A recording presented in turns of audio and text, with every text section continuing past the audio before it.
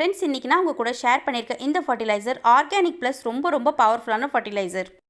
வெயில் காலத்தில் ரோஜா செடி காஞ்சி போகிறது, புதிய தளிர் வராமல் இருக்கிறது, பூக்கள் வராமல் இருக்கிறது, இலைகள்லாம் ரொம்ப டல்லாக இருக்கிறது, இந்த மாதிரி எந்த ப்ராப்ளம் உங்கள் ரோஸ் பிளான்ட்டில் இருந்தாலும் அந்த செடிக்கு நீங்கள் பயன்படுத்தும் போது கண்டிப்பாக பார்த்தீங்கன்னா ஒரு நல்ல ரிசல்ட் இருக்கும்.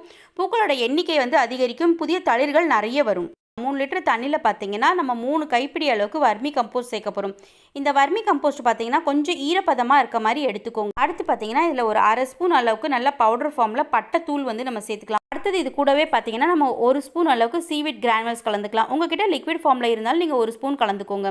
அடுத்தது ஒரு 1/2 ஸ்பூன் அளவுக்கு பார்த்தீங்கன்னா எப்சம் சால்ட் கலந்துக்கலாம். 5 நிமிஷம் இது எல்லாத்தையுமே ஒன்றா சேர்த்து நல்லா கலந்து விட்டுக்கோங்க. கலந்ததுக்கப்புறம் பார்த்தீங்கன்னா நிழல் பாங்கான இடத்துல 2 நாளைக்கு மூடி போட்டு அப்படியே வச்சுருங்க. இதுக்கு மூடி போடும்போது பார்த்தீங்கன்னா ரொம்ப இறுக்கமாக டைட்டாக மூடி போட்டு வச்சிடாதீங்க. இது 1 பங்கு எடுத்துக்கிட்டிங்கன்னா அது கூடவே பார்த்தீங்கன்னா 10 மடங்கு தண்ணி கலந்ததுக்கப்புறம் நீங்கள் எல்லா செடிகளுக்கும் பயன்படுத்தலாம்.